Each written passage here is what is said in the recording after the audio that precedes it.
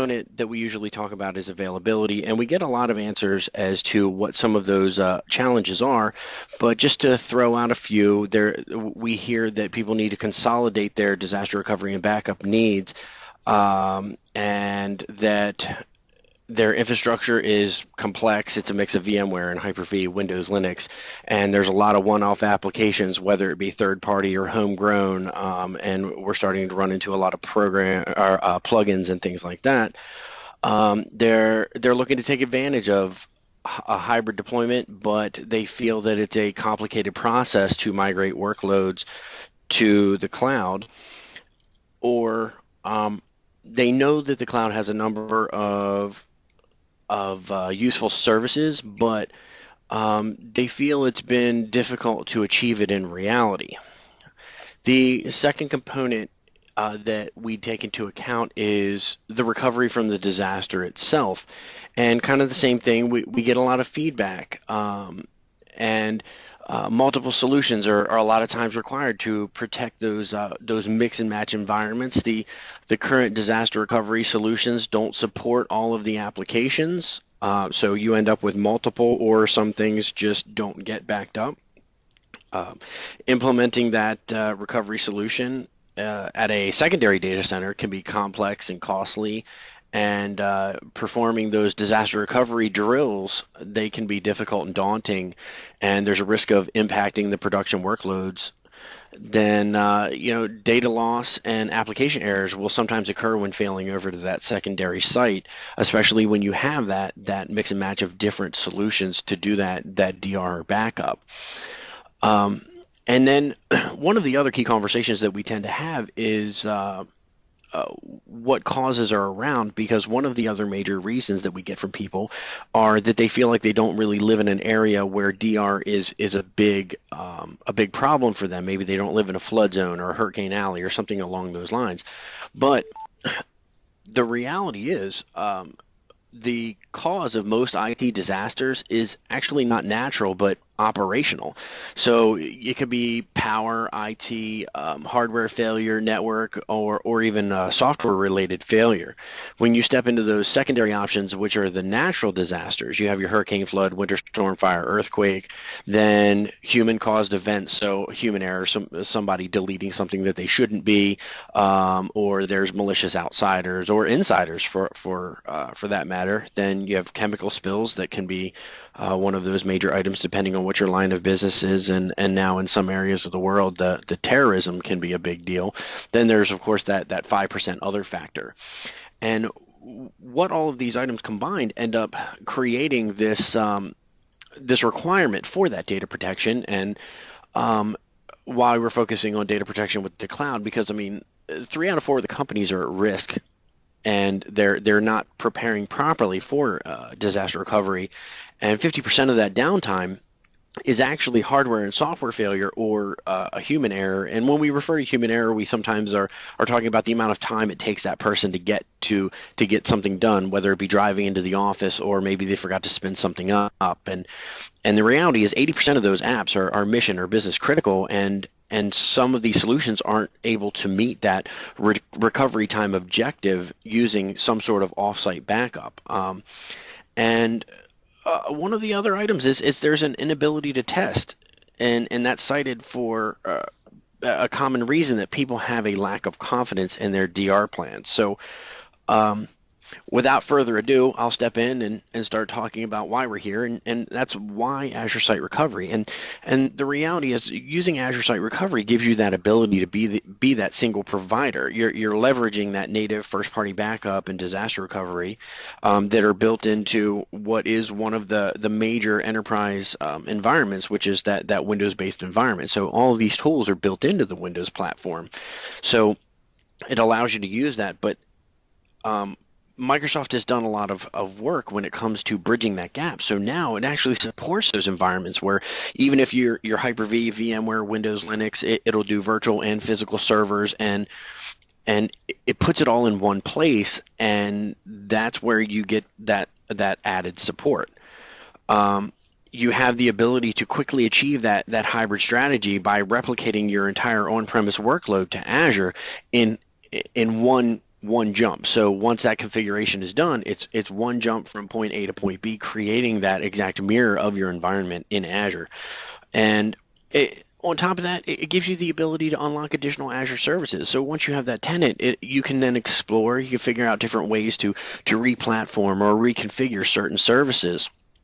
And that really that really allows you to quickly expand on your utilization. So Azure Site Recovery really does become that complete disaster recovery and migration solution.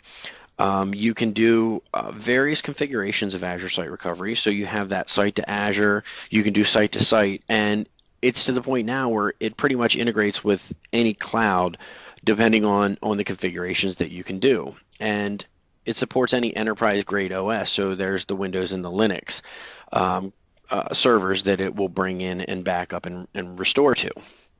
So you have a couple of different configurations, and up on the screen I've put an example of one of those configurations, and this would be that site to Azure. And I've also integrated, let's say you have Amazon as one of your other cloud providers. You can bring that data from Amazon into Azure. You can do that dual replication with a colo environment where you're doing two-way replication, and the same thing with your on-premise servers with your VMware, Hyper-V, or Virtual Machine Manager environment and your physical servers. Then, as I mentioned, you can also do site to site. So you can do physical and VMware to VMware. Just one item to note. It won't go from physical to physical unless you're doing data, but it will create a virtual copy of your physical servers in either one of the virtual platforms. And then you can also do Virtual Machine Manager to Virtual Machine Manager. So you have that site-to-site direct replication using the automation capabilities in Azure Site Recovery. But what we found is when you talk to most people about disaster recovery, they're thinking on the machine or infrastructure level. I need to back up this virtual machine. I need to back up this physical server. I need to back up my storage arrays. But what we're trying to do is help shift that mindset to think about not just the infrastructure layer, but that application layer. And you can actually utilize Azure Site Recovery to go hand in hand with that replication at the application layer as well. So your databases, your app tiers, web server tiers, your Active Directory replication can all take place within your Azure Site Recovery. And what that ends up looking like is it becomes that true public cloud DR service, and it's on demand. Again, you do the mix and match, and it can be as automated or as manual as you want it to be. And I briefly spoke about that two-way replication. So you've got your virtual machine, your physical servers, your Windows servers, Linux, SQL Server, virtual machines, all of that will replicate into your cloud storage utilizing the DR service. Now, there are a few services that are currently that one-way replication. So Amazon, you can bring in from Amazon into Azure Site or into Azure using ASR as a migration service. So you can do a consistent copy to keep a secondary copy, but it won't restore that data back to Amazon. Oracle and SAP are on that list as well. So what I've put up on your screen is basically a supported list of applications provided by Microsoft. Those of you that are attending today will get a copy of the webinar. So I'm not going to go through every one of these items, but you have your Active Directory and your DNS infrastructure, things like SharePoint, your Linux OS, and the applications, your Windows file server. So those types of items, both on Hyper-V and the VMware platform. And then, so just to kind of summarize the Azure Site Recovery piece, you're looking at multiple and at this level many potential scenarios and that one solution to be able to migrate all of that information. You have that automated virtual machine level replication and failover, and it's that continuous based replication. They're not snapshots. They're replication. However, you do have that ability to do planned and unplanned failover, and no, I'm jumping down for a reason. No impact DR drills with that test failover, and what that actually does is, while your automated replication and failover is not snapshots, when you do that no impact DR drill, what it actually does is it creates a snapshot of what you currently have with no interruption to the migration process and no interruption to your production environment, to allow you to do that failover test in Azure. And again, zero impact to production, zero impact to that replication. It just creates a quick snapshot of your environment and allows you to test however you see fit. Again, the recovery point objective in seconds, so you're down to 30 seconds of a recovery point, and your recovery time of minutes, so we're down to 5 minutes for recovery time. So depending on what your needs are when it comes to your disaster recovery plan would depend on where you stand in the settings that you can configure when you're setting up your site recovery. Again, orchestrated recovery plans for disaster recovery, you can set that configuration up to make it as automated as you possibly want it to, or as you possibly can, to the point where it does tests and times to see, well, I haven't heard from this person, let me spin up, or you can make that manual. If you have received an alert, you want to go ahead and spin that up. And again, as I said, you can migrate to Azure from anywhere at this point. So as long as there is that environmental connection where you have networking capabilities, you can bring that data in, whether it be two-way or one-way, dependent on the environment. And again, you can create on-demand test copies in Azure. So if you have a development team and you want to be able to start doing some dev, you can use those test copies from this exact moment in time. I want to start doing some development on top of that, and you can create those copies and hand that off to your developer in a separate network, and so they can start working on basically production data, but it's just not live production data. It's not an old backup that you've just restored to start working on. So that becomes the high-level overview of Azure Site Recovery. And what we're going to do is we're going to step a little bit into Azure Backup, which also works a little bit hand in hand with Azure Site Recovery. So I tend to break Azure Backup down to three primary solutions. So you have your on-premise solution that works with Azure Backup. So the enterprise would be System Center Data Protection Manager, and as an SMB solution, you can use an Azure Backup Server, which are both server and agent based. Then you have that hybrid backup capability. So again, the enterprise solution is your System Center Data Protection Manager and Azure Backup together. And what they're referring to in that configuration is, instead of utilizing something like a tape backup, this becomes a replacement of that tape. So no more backing up, no more tape hardware, no more vaulting those tapes with different companies. It is just you create those backup sets and it ships them up to Azure on whatever schedule you set up. And SMB solution is kind of the same thing. It's the Azure Backup Server, or depending on your bandwidth, you can actually set Azure Backup agents directly in Azure and install those on the machine, and they can back up directly to Azure. So the third one is infrastructure backup.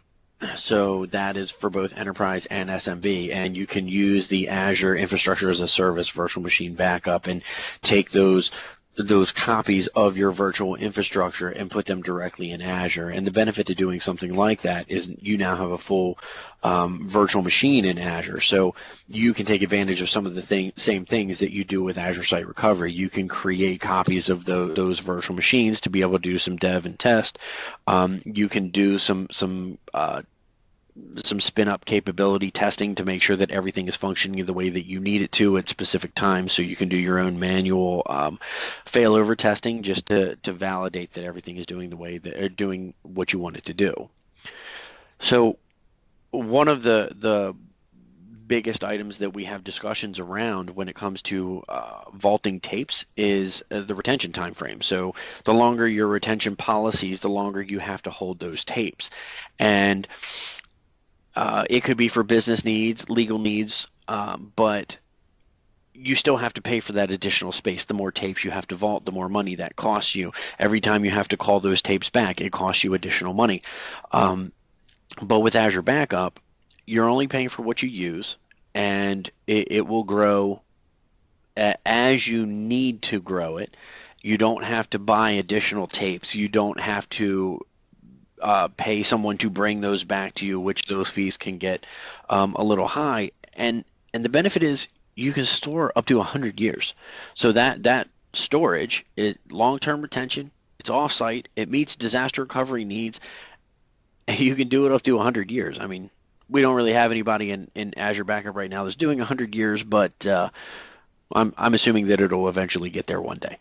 So just to do some rough estimated costs, and we factored in a lot of components to put some costs like this together.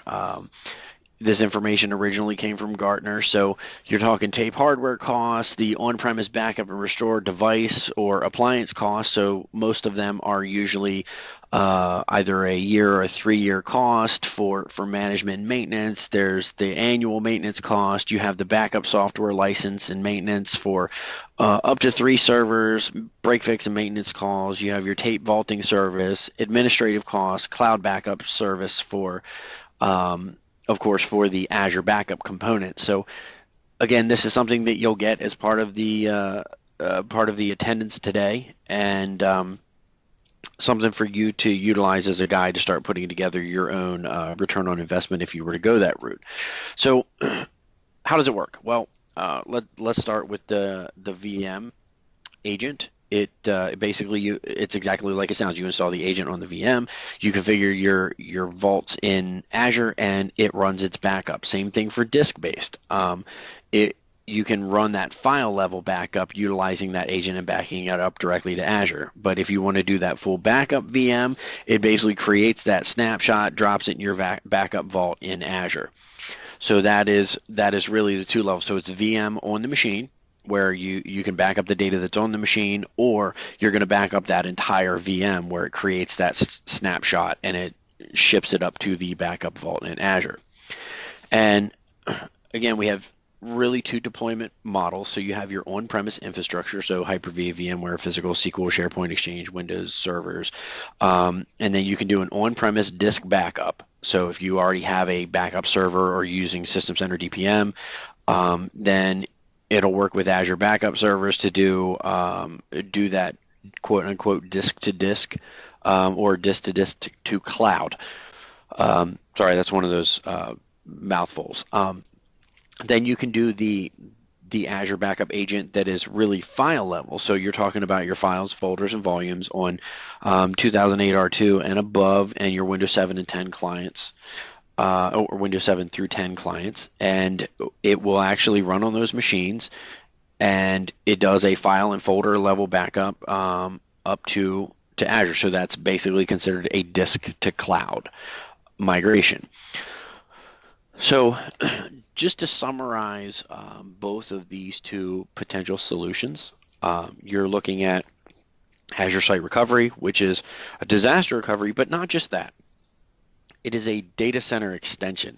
It allows you to extend that data center, where if you want to leave some of those virtual machines up and running in Azure, you can leave them there. It's not that you can only use them when there's a disaster event taking place. So we want to make sure that people are thinking of that Azure Site Recovery experience as that true extension to your data center. And Azure Backup, you have both your enterprise level backup, and that even benefits the small business, because the small business is now getting that enterprise grade backup that they couldn't previously afford in Azure Backup. And then again, you have your infrastructure backup, and you're basically safeguarding your investments by putting them in the cloud. So that's the technology portion of it. I do want to spend a quick few minutes before we go into the QA to talk a little bit about New Signature and tell you who we are. So, New Signature is they're they're a full service technology company and a premier Microsoft solution provider, and the values that New Signature was founded upon just continues to drive our successes and commitment to delivering a great customer experience. And from a technology perspective, we deliver a full life cycle of services across the entire Microsoft stack. And when I say the entire Microsoft stack, I mean that is literally New Signature is a Microsoft service provider, and we have actually I need to update that because I believe we're up to 21 competencies across the entire Microsoft stack now. So, which has increased just over the past few months because of our commitment to the Microsoft product stack. And but whether you're on premise, in the cloud, hybrid deployment, New Signature really is that partner that will help you understand the value and realize the benefits and then mitigate those risks across or along the way. And we do have multiple service offerings. So we basically break that down into three pillars. So we have professional services, managed services, and our digital solutions. And the professional services consists of our consulting capabilities, and they're divided into our two practice areas. So that's platform and productivity and custom design and development. Our managed services includes our advisory and operational services that we provide, and that's on a reoccurring basis to our customers. And those are dedicated resources, and there are various levels that you can get. And then there's our cloud applications, and those are our packaged SaaS offerings. We have a cloud management portal, just to name one, and we've developed those on top of the cloud platform and productivity technologies, thanks to some of the resources that Microsoft provides to the partners. And New Signature provides itself on not only implementing the stellar solutions, but we want to make sure that we set up our customers for success and ensure that they know how to use that tool set or solution or product or whatever it is that they've purchased, not just here we've implemented this for you, have a good day. We try to become that true partner, that extension of your IT team, to make sure that we are available when needed, and that you're never lost after any solution that we've helped implement. So with that, I'm going to throw up the Q&A and see if there are any questions out there. If you have any questions, please feel free to ask them out loud, or you can throw them in the chat window. Are there any questions at this time? And thank you, Chuck. That was great. No problem. And thanks for everybody that attended. Absolutely. So it looks like there are no questions at this time. And if you have any questions, you can also reach us. You can contact us at New Signature at info@newsignature.com. And then here's our website and phone number to reach us. This will be sent out to you, everybody that attended the call, within 2 to 3 business days. So you'll have this information sent. I guess we can wrap it up. Then if nobody has any questions, thank you for joining and have a great rest of your afternoon. Thank you, everybody.